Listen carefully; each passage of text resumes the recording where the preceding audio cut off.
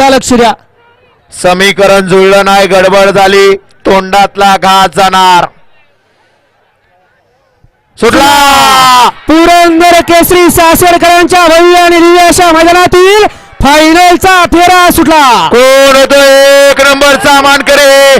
आर्याल मथुर. इकडं सुंदर अशी गाडी पळते. पड्याल सिकंदर, तिकडं सम्राट. अतिशय सुंदर अशी लढत झाली.